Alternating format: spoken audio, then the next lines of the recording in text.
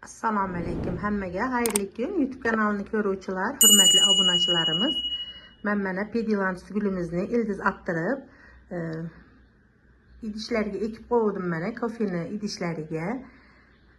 Mana shuni men sizlarga bitta video obzor qilib bermoqchiman. Nega desanglar, so'ranishdi, "Apa, shu ekib qo'ygan ildiz atgan gullaringiz qanday turibdi?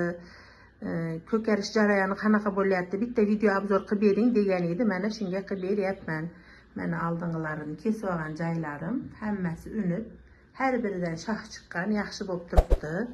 Mana bu birlarim juda ham yaxshi, ahvollari rosa ham yaxshi. Mana uje mana gulini 5 kundan keyin mana o'sganini qaranglar, shoxatib, unji mana почти 8 santi bo'libdi. Mana 8 santi. Mana biri ham mana qaranglar, mana mashdan uje makkacha почти bundoq bo'lsa, bursi ham bo'lsa 10 santi bo'lsa, bu 6-7 santi bo'lib qolibdi ana.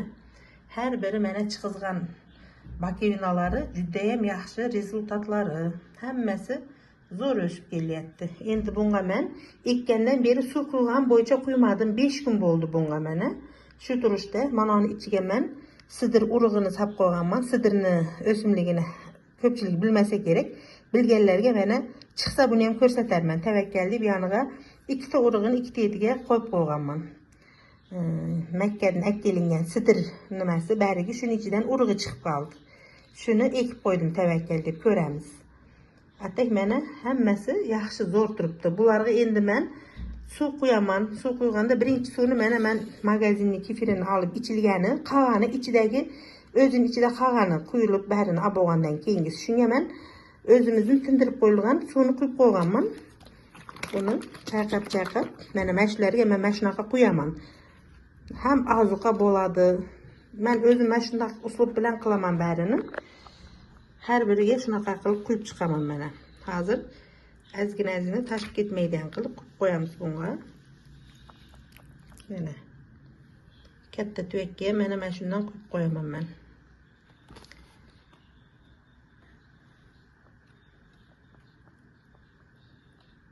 Mana uncha ko'p quyib yubormayapman, ko'ryapsizlar. Hammasini tagiga bir qator sal to'ldirib quyapman. Uncha to'ldirmay mana ko'ryapsizlar tagini qanday namlayapman. Mana shunaqa uslub bilan sizlar ham qilinglar. Tezroq katta bo'lib, zo'r vitaminlar bo'lgandan keyin mana shu ozuqani yaxshi bergandan keyin bular ham zo'r ko'karib ketadi. Mana buni men yana jarayonni qo'yib borincha apay ko'raylik deyishyapti. Xo'p dedim. Obunachilarni har bir anaqasini aytganini bajarishga harakat qilaman. Mana juda ham yaxshi.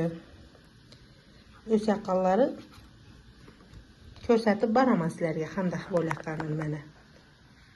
Ko'rib turibsizlar, hammasi Allohga shukrlar zo'r turibdi mana, ko'karib, hech biri sovib qolmadi, o'lib qolmadi, qurg'ab qolmadi. Juda ham yaxshi turibdi mana. Sizlar ham mana shunaqa qilib qilinglar. Bekam ko'z Xudo xolasiga ko'karadi hammasi. Ko'zinglarni quvontirib, dilinglarni yayratib, hali bular katta bo'lib shoxlari chiroyli bo'lgandan keyin yana ham chiroyli bo'ladi, bilasizlar. Gullaydi Xudo xolasiga. Ularni ham yana video obzorlar qilib borib turaman. Hammanglarga sog'lik, omonlik tilayman. Like bosishni unutmanglar. Keyingi videolarda ko'rishguncha sog' omon bo'linglar.